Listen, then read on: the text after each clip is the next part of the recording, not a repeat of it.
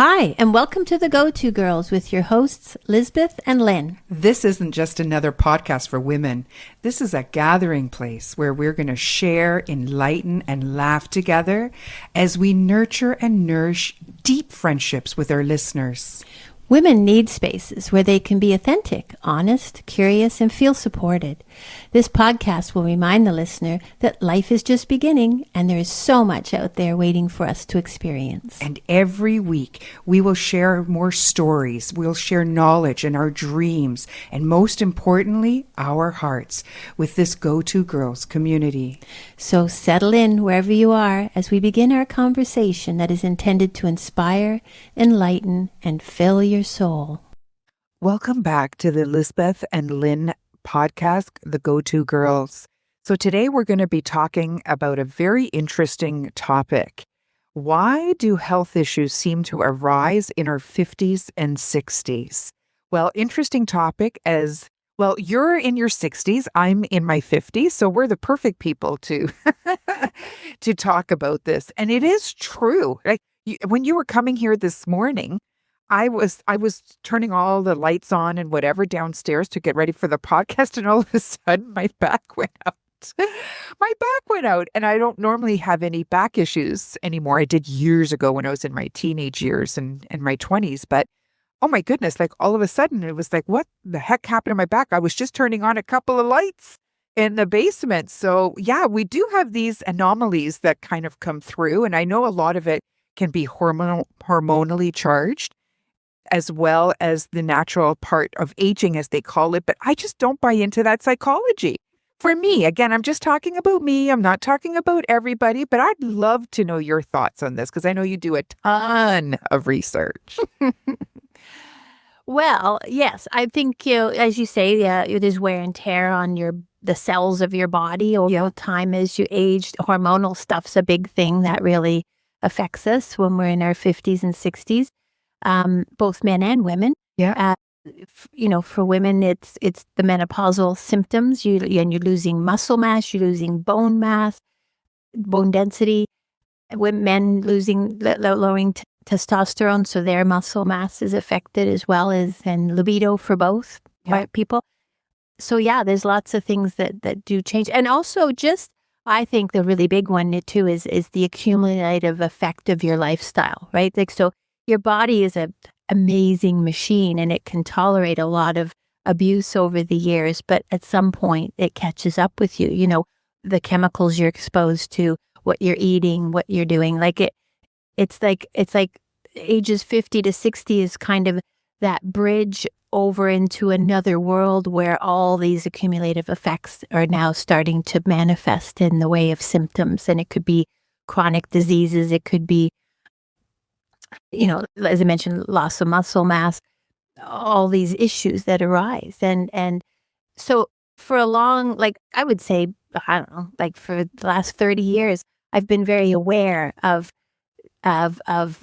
maintaining my health span as opposed to my lifespan. Okay. So knowing that all these things are happening over the years, I've tried to incorporate different practices and change things and do things to try and mitigate that happening as profoundly. So I'm trying to increase my longevity and health by doing stuff in a preventative way, and that could be a million different things. It's how I exercise, it's how I look after my mental health and my emotional health, and how I eat. And yeah, so I've researched and done all the reading I can, and now I can just go into Claude AI and say, what are all the things I need to do to have longevity and healthy, health, increase my health. I must have spent thousands and thousands of hours researching, and I'm using Claude AI now, and it's like such a gift. Yeah. Like you can tell it what perspective to look at things from and find out literally everything in minutes. It can read through all those reports and all the research that's been done in seconds and get the basic gist of things. It's so cool. But anyway, I did take the time to do all the research, and I've incorporated hundreds of different things into my life in order to try and help with preventing sort of the deterioration that happens naturally as we age, including, minute things like the elasticity of my veins and arteries, Yeah. and how to reduce blood platelet clumping and that sort of thing. Yeah. Everything I've learned is I've incorporated to try and help create that longer health span. Yeah. Yeah. No, absolutely. I have learned that going into my intuitive self, because I used to be one to really follow, not that I would necessarily follow, but read about these different diets. And as I explained before, I still very much love the vegan diet. So I am definitely not putting it down, but I prefer to call it whole plant-based, whole food plant-based, because I find that there's also a lot of junk in vegan food.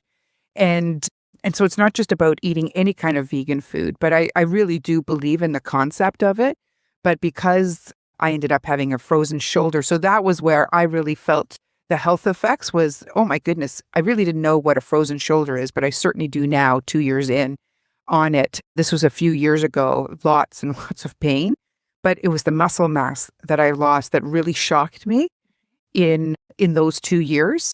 And then trying to build it back up, I was personally finding difficult to do through a vegan-based diet. And not that I wasn't getting enough protein, but for whatever reason, it just wasn't building. And I felt like I needed more. I just felt like I needed more bulk. And so I did go back to some like fish and a little bit of chicken, but not a lot, just to kind of supplement the vegan diet. And Mediterranean diet, I feel is just a perfect diet, basically. Right. But again, it's an outside concept. And I've talked to so many people who, whether it's been, carnivore diet, whether it's vegan, whether it's vegetarian, Mediterranean, paleo, like so many different diets. And one of the consistent things is that everyone that talks about it as that's the it diet, right?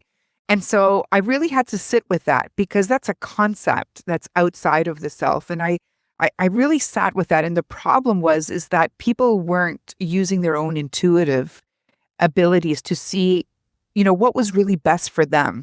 Rather, they were relying on what they were reading outside and kind of seeing, does that resonate with me? So one of the things that I have really worked on is going into deep meditation and asking, what is it that my body needs right now? And then listening for the messages to come through. And what I've found is the best intelligence is your own body, because we all have these unique bodies. And I've seen it, I've seen people on the carnivore diet and, they really thrive. I've seen people on a vegan diet and they really thrive. And so they're aging well, they're doing really well. And well, from a conscious perspective, I just, for myself, right? Like I've just always believed if I don't have to kill anything to stay healthy, then that would be my number one preference, right? And I still feel that philosophy when I go in through my intuitive self, but I also respect everybody else's philosophy and how it works through them. But I feel the key here is going in intuitively. And what you may have needed 5 years ago, 10 years ago, maybe you just don't need today. And maybe you'll need it again in 5 and 10 years. So it's that ability to be able to be in the flow, even with your diet, And when you're trusting your intuition and you're eating it and you're really sitting with the food as you're digesting it and it's going down, does it feel aligned? Does it feel like it's raising my energy or does it feel like it's dropping my energy? That kind of thing, I think, is a really important aspect. And there's actually a thing called mindfulness eating, where we are very mindful of what we're eating. So we're really connecting with the food. We're receiving the energy of the food. We're absorbing the food. We're using the energy that the food brings and really going through that process as it's moving down. I find it very, very, very powerful to do that. So going back to these aches and pains, challenges, and I say dis-ease in the body that we go through in these 50s and 60s, it seems to be a common thing that I hear from people. Oh, I never used to have this problem, but now this is coming up. And like you said, it's wear and tear on the body. So what do you want to share on that field? Like, what have you been your own experiences as you went through your 50s and 60s with these kinds of issues? So I would say, like, just there's all the different components, like you've just been talking about food. For me, I am an intuitive eater for sure. Yeah. Like I do feel like I intermittent fast a lot of the time, which means that I don't eat for like 16 hours and then I Yeah. eat. I eat the same way. Yeah. And but I don't do it religiously. Like this morning, I just felt like really hungry this morning. So Yeah. before I came here, and so I'll eat something, right? Like I don't. I'm not rigid about it, right? Because if I'm feeling that hungry and I'm actually craving certain things, then I'll eat that and call it a day. Like, so I often don't eat until, noon, 1, 2 o'clock, and then eat again at 4 or 5 o'clock, and then don't eat again till the following day. But only because it makes me feel great. Like I really thrive on that. But occasionally I feel like having something outside of that parameter. So I'm very in tune with what I need and when I need, and also even just the types of food I need. Like I might think, I really need a couple of eggs right now, and I'll have that. But I don't plan ahead what I'm having, even for supper. Like I'm taking stuff out to eat for supper at 3 or 4 o'clock because I just don't know what I'm going to feel like at 8 o'clock in the morning. So what I wanted to know from you, like, what were your experiences in your 50s and 60s with feeling more in your body that needed attention, like body parts, body systems, dis-ease in the body? Yeah, I think just as I'm aging, I feel like I have to be more sensitive to the limitations I have because of my body aging.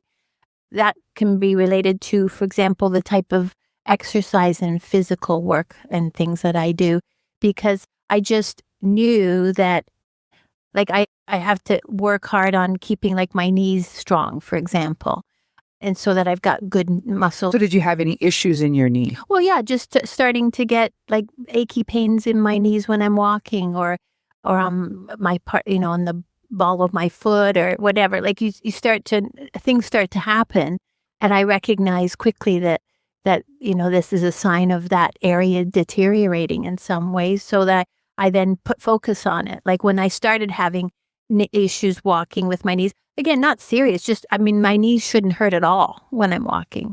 And if they start to, then something's going on. And so I started doing specific exercises to re-strengthen my knees. And I had, like, knee pain for maybe 6, 7, 8 months, but I worked on strengthening that area because I wasn't specifically doing that before. And the problem went away. And I think it's just being sensitive to the fact that, even though I'm working hard not to lose muscle and all this sort of thing, you still do. And you're still having experiences of damage that's been done by, say, chemicals you've been exposed to, or cleaning products, all that sort of thing.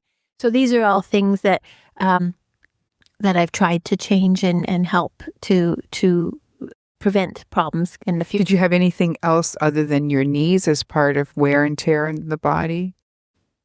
Just Wow, this is really good. She has to think about it. That is one healthy body. I love it. Well, I mean, as I said initially, I've really, really worked hard to try and prevent damage. Like, the heart disease is in our family. My dad died of a heart attack suddenly at age 56. He died just suddenly with a heart attack.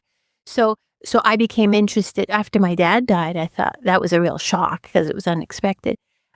I became interested in what can I do, given that, because my grandmothers both died of the heart disease, my mom's and my dad's mom. And so I became in tune with, what can I do? Because, potentially it's in my family. Although, obviously what you eat and do has a big role to play on that too. But then I really did a deep dive into what can I do to help keep my heart and my vascular system healthy. Yeah. And so I found, things that I take as supplements and things that I do that will help prevent me from having that problem. So it's, I haven't had any of those kind of problems. I haven't had anything that I've been really concerned about, but I feel like a lot of that's to do with preventative care. Well, that's just proof, right? That discipline with your diet and your exercise habits really helps prevent that. So I am on the last part of the whole menopause process, but that's where I really came into awareness that hormones, what a huge part they play in our health and wellness. So I've already talked about my frozen shoulder, which was like a 2-year process. The fatigue, I think I explained this in one of our first episodes. Like the fatigue was just so overwhelming when it was either 50 or 51. I can't remember now, but I thought for sure something was wrong with me, and I had all these tests done. And then, they tell you, no, it's just part of, the process of perimenopause. You think to yourself, there's no way, because I'm a very active, energetic person. Like that just sounds too crazy to me. It had to be something else, but of course that's what it is. So for anybody that's on that starting phase, I'm just saying it can be, one of the symptoms, but obviously get checked by your doctor. Anyway, and then just sore joints. So the hips was another place where I kind of felt just a bit of stiffness. Like for me, it wasn't overwhelming or anything, but just a stiffness that I hadn't really, experienced before. I was very lucky. Like I haven't had anything in my knees or my ankles. Mine was my shoulders and a bit in my hips. Not a lot, but certainly a bit in my hips. Cravings for food were really started to come on. And when that happens, then you're kind of feeling what I call the dis-ease in your digestive, right? And so your digestive system, it's like what you could eat before seems to be less tolerable. Where before I could eat whatever I wanted. I wasn't feeling any effects of it. But then now it's like, no, you're not doing that anymore. No, you're not doing that anymore, right? As your metabolism slows down, and just really honoring that and sitting with that. So like you, I am very lucky that other than that, I also feel very energetic. Obviously, my fatigue went away after about, I don't know, 4 or 5 months maybe. And like I said, I've had it in phases. Then the next thing would come, but it was more about being uncomfortable and more hormonal situated than anything else. But definitely the frozen shoulder was a huge wake up call for me, because I've always been very strong, being able to do things. And I couldn't lift a glass of milk off the table. Oh, I couldn't carry a thing for 2 years. Like not 2 years, that's incorrect, but definitely for a good year, and then slowly. But I remember lifting or trying to lift the top off our hot tub and thinking, wow, this lid's really gotten heavy. Right. And it's like, oh, it's not the lid, it's that I'm losing muscle. And like really realizing that, right? Because what would make a lid heavier? But it's hard to understand and I feel like that's the key here. You don't realize you're losing muscle because it's so slow that you don't realize it's happening until you go to lift something that you would, like grocery bag or something that you would normally lift before. But now it just feels really heavier. One of the things that I can think of too is those big bottles of water that we get. And I've always just been able to pick it up, carry it in. It's like, wow, like, what's in the water that's making it so much more heavier? Well, actually, it's nothing. It's my muscle. And that's when I said, I got to supplement this, because I know that it takes so much more now to build up the muscle once you lose it, especially the older you get, right? yes. Yeah, very much so. Yeah, you lose 1% of your muscle mass as you age once you're over 60. It's a lot, right? Yeah. And yes, doing something's better than nothing for sure. But if you don't actually work, I know I've said this before, but if you don't actually work to the point of exhausting the muscle or close to it, you can't even maintain your muscle, never mind build muscle. So for me, I do weight training, like resistance training 3 times a week. Close to the microphone. And I always work to the point where I almost to failure every set. Because I keep track of it. Like we have a place that we go to get our muscle mass, like the percent muscle and percent fat, body fat analyzed, and I go every sort of 3 to 6 months to see where I'm at. Like I always want to make sure I'm either holding steady or at least or gaining muscle mass. Yeah. So that I know that what I'm doing is actually working. And it's not easy once you're older. Like I'm almost I'll be 69 this year. Wow. And I'm still always building, yeah, still always building my percent muscle mass, which is very hard to do, but I'm striving to achieve that. And mobility is a big thing too, right? Like, you use your mobility so much. When I found that in my 60s, I can't even touch my toes anymore. I feel like I can't, twist and move the distance I used to be able to, like even just turning your head side to side. Yeah, like I really noticed my mobility starting to fail badly in my early 60s. So I incorporate 10 minutes, just 10 minutes a day to doing mobility stuff, just to try, standing on one foot and going down and touching the floor with your hand, doing the one where you lift your one leg up and then twist your leg out sideways and then back and back. So that's like for hip mobility. Yeah, just I try and do 10 minutes a day of that just to try and maintain my mobility. This is where yoga is really fabulous, and also yin stretch are really fabulous, because flexibility is important as you age. Because like you said, being able to, touch the floor or being able to turn your neck, having that ability becomes really, really important, because you need it for balance. Yes, I do want to distinguish between flexibility and mobility because they are very different. I do not personally work on flexibility that much, but I work on mobility every day because I want to be able to move and support my body and reduce risks of falls and all that sort of thing by have good mobility. But I don't worry about how flexible I am per se. And the part of the reason for me is that I don't is because I'm not I'm not inflexible, but I'm not an overly flexible person. But part of that's because of muscle mass, right? I just can't stretch and move as much as people who do yoga, for example, just because of muscle tension. Like I have bigger, tighter muscles in order to be able to lift heavy weights. And I just don't have the flexibility because of that. And I'm not worried about having flexibility per se. It's definitely, for me, it's the mobility issue because that's what keeps you healthy and safe as far. It's so interesting you say that. I don't know. And I don't know why I always come back to Djokovic. Do you know him, the tennis player? I've heard of him. Yeah. So he's from Serbia. Well, he's the top tennis player. But so, and A, he's vegan, but B, one of his main things is stretching. Yeah. So for flexibility, that guy can do the splits. He's almost 40.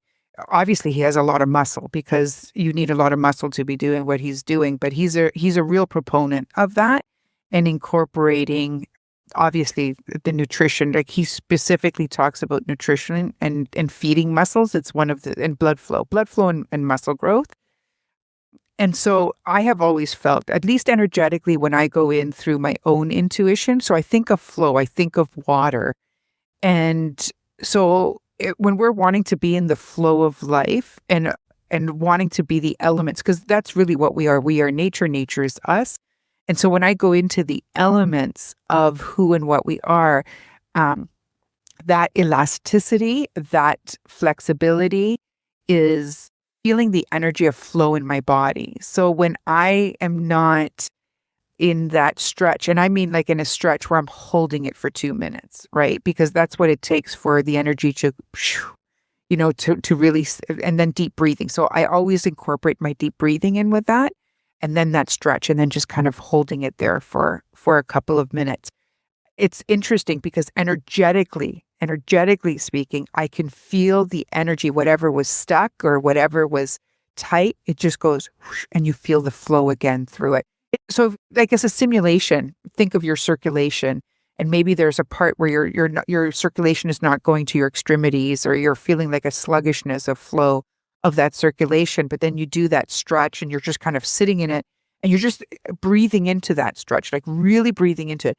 Then something happens after that. And I'm giving an approximate, like a couple of minutes, but you can literally feel the release of chi. I call it life force. I call it prana, vitality, whatever you want to do. But you can feel the release, and this energy begins to flow through it. And when I'm done doing that, I just feel like water. Mm-hmm. Yeah, I just feel like this energy of flow moving through me. And yeah, it's just a nice, calming flexible, light. That's the word I'm looking for. Light. I feel lighter after that I'm done with that. But where I need to work more is the muscle training. I definitely, Yeah, because that affects bone density. of course, yeah. I've always been told I'm big boned, so I feel like I've got time, Lynn, but who knows? Yeah, I totally agree with you. And I know lots of people just love the feeling of stretching and flexibility. but it's not just stretching. That's the key, though, right? It's really about flow. Like that's what I mean. Always getting to the root of it, right? Because when it sounds like stretching, it's if it again we're connecting to the body. I guess what I'm trying to say is in that stretch, I'm connecting to the root, which is really the energy body, right? Which is the chi, the life force. And that's what so think of like a needle in an acupuncture point, right? And then why do they do that? They do that to release energy into the meridian, right? So I'm just saying it through my own lens, how I'm kind of feeling it as I'm doing it. Okay, I just wanted to question it because it's just interesting that your perspective. This is what we do. This is what we're so good. So for me, like I do a hip mobility stretch and an inner thigh and thigh stretch that involves, stretching out quite a lot, like from side to side, and it's considered to be a mobility stretch. So I'm trying to keep good flexibility and strength in my legs where I can, not do the splits, but to be able to do, maybe see 3/4 of a split position in order to keep strength and mobility in my hips and legs. But I don't see the need to be able to be flexible to the point where I can do the splits. Like I don't feel like it's a functional necessity for me to be able to do the splits. So I take it to the mobility, shall we say, amount of stretching or movement or mobility, but I don't work towards trying to do the splits because I just don't feel I need to do that. I don't need to be able to do the split. I've never been able to. And I don't need to be able to bend over and put the palms of my hand on the floor while my legs are dead straight. But I do that stretching and flexibility or mobility movement to stretch all my hamstrings as if I was going to touch the floor with my palms. But I don't worry about gradually working my way to the point where I can touch the floor with my palms. You know what I mean? That's just a difference for me. It's able to keep everything strong and movable, but I'm not worried about being flexible to that extent. Yeah, and I don't think anyone's talking about that. Like, I don't mean it from that. In fact, I don't even think I'm talking about the body per se. I'm going into the energy of your intuition. And I'm just saying that when I do stretches, what happens as I'm doing it, I can feel the energy, the chi, the life force that's moving through me, not being stretched, but being released. And so I feel whether we call them energy blocks, whether we call it stagnation, whether we feel it like a mass or a growth, or how, maybe we look at it as gray, however we express energy, everybody has a different lens. But when we're feeling, so somebody will say, I feel really stiff, right? Or I'm feeling really blocked here, or I feel like there is a stagnation that's not moving here. So people have a different expression, but they do express, what are they expressing? They're really expressing energy. Right? Because that's energy language. And so again, because I work with root energy, I move deeper than I don't look at, can I touch the floor? I don't even think about that. Yeah. That I don't even think like that. But I'm connecting to what is my inner flow. Mm. And so when I'm in that stretch, I can feel an inner flow happening. And then I know when that stretch is complete because it's literally like something that's been bottled and it just goes, psh, and you can feel it. Like you can feel that energy flow. And then I know, okay, it's done. And I can just tell you that when I'm finished, I just feel wavy. I feel light, yet very grounded, very, very, very grounded. Because just as you were saying, it's not a split, but this is something, we learned in martial arts where we would kind of go into triangular form. So your toes are kind of like on an angle outwards. And then you just kind of sink like as if you're on a bench. And then you just sit there and you just breathe deeply. Yes. And that's such a great exercise. I do that one. And so when we do that, and then what happens is when you stay in that position long enough, all of a sudden you sink even more. And then you just keep in your breath. So most people will focus on their legs and the stretch. I'm just focusing on the breath because the breath is what creates the stretch in the leg. Yeah. So the deeper that I'm into my breath, eventually what happens is it automatically, something lets go. And then not only are you developing your muscle in your legs, obviously, but the intention of that is to bring inner strength in your root, in your grounding, in your feeling safe. You see I that? was just going to say the safe thing because when I'm doing things like you're talking that they call, if you're not in, I don't know what that movement's called, but I call it the horse stance, where your feet are out and then you just fall into it. Such a great routine to do. That and squats, like squatting down as low as you can and opening up your hips to a deep, be able to squat deep and just sit there. And lunges too. And lunges, yeah. But I find that I'm mentally blocked, and I realized, at some point that it's fear, like your body's afraid to go further, and I sort of work into my mind a trust, like I go to where I can go, but then I just sort of create a feeling of trust that my body's capable of going further than that. I just have to trust that it's okay. I'm not, and that's working with your energy body, because that is the chakras. Oh, okay. That is the chakra system, right? Because where is it, we have trust, right? So we have trust in our sacral, which is just below the belly button, right? So you have safety in your root, which is the perineum area, and then trust in your sacral area. So the two of them are right, kind of one above the other type of thing. And so when you just described it there, that is describing it through the energy form. What you just said, that is the energy form. And so the purpose of saying that is because the body follows. See, we're so trained in, these are the exercises for the body, these are the exercises for our muscles, and I'm not saying that it's not true. What I'm saying is I'm just going into the next layer, that when we work it from an energy, the root energy, you're automatically benefiting the body, but it becomes less about the body, becomes more about your energy form. And why is that so important is because the energy starts with the atom, which is 9 paces before the body's even formed. So when you tap it into there, you are literally shifting and imprinting not just into the body, but into all of the forms, like the atoms, the molecules, the tissues, the cells, blah, blah, blah. And it just carries on until the whole body receives that message. Mm-hmm. Yeah? Yeah, I get it. Yeah. So we kind of are talking the same thing. Just doing it in a different way. No, but most people do talk about it through that lens of the body, right? Like, I'm doing this stretch, I'm doing this thing, and then I feel better. It's better for the muscle, it's better for the ligaments. And just like eating food, it's the same thing when we're tapping in, is we all have to do what feels intuitively aligned with our body, and that can change from year to year.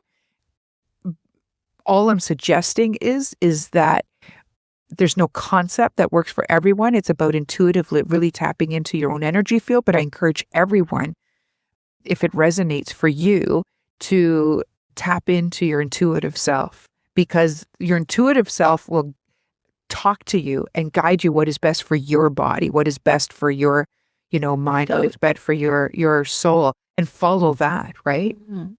Yes. Yeah. Like I know that, for example, like running is great. If you can run, when you're 80 years old, that's awesome. But I intuitively I've always felt like that running isn't a good thing for me. Like I just don't feel like I'm going to Very hard on the knees. Yeah. And I was worried about damage to knees and ankles and stuff as well. So I was a runner more in my 30s, but after, like, into my 40s, I just never felt good. It didn't feel right to me intuitively. And so I switched to, I still feel like getting out there and moving is good. So I walk and I walk sprint, like walk fast and then like walk fast all the time, but then sprint walk instead. And it's never caused me any issues with knees and ankles and stuff. And, whether it's for other reasons or not, but I do know a lot of runners in their 60s that just aren't able to run anymore because of. And I've also seen people in their 80s and 90s still running, right? And that's why I've got a neighbor who's easily in his 80s and he runs past me today. And that's what I'm saying. Like, that's why it's intuitive, right? We are so conditioned to follow concepts of this is right, this is wrong, this is good, this is bad, intuitively. Like I've told you before, my in-laws, not to say they don't eat healthy, but my God, like Wonder Bread with Nutella in the morning, with a big cup of coffee. But they're in their mid-90s.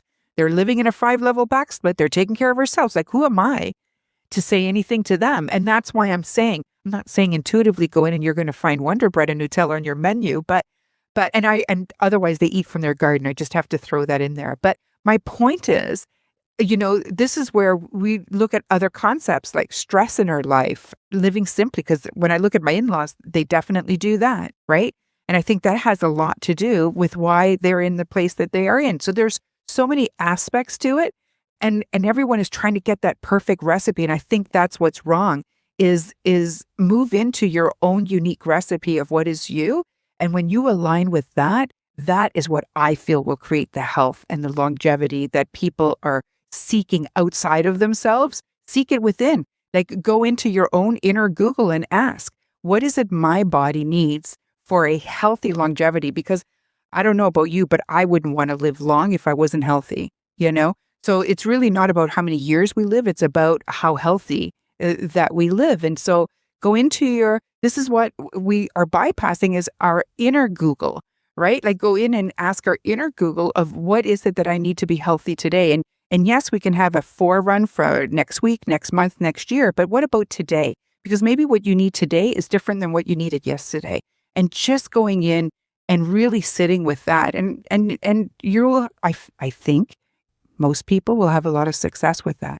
But we have to stop here because we are way over today. You can tell this is a subject we're so passionate about. Did you want to end off with saying something? Yeah, no. I just feel like, again, just to reiterate that certainly if you're younger than 50, you should be looking at all the things you can be doing to increase your health span and integrating those into your life then. But even if you are already in your 50s and 60s or older, there's so much you can do to help create longevity and health in your life, and it's really important to intuitively figure that out. Yeah. Oh, this was a fantastic topic. See?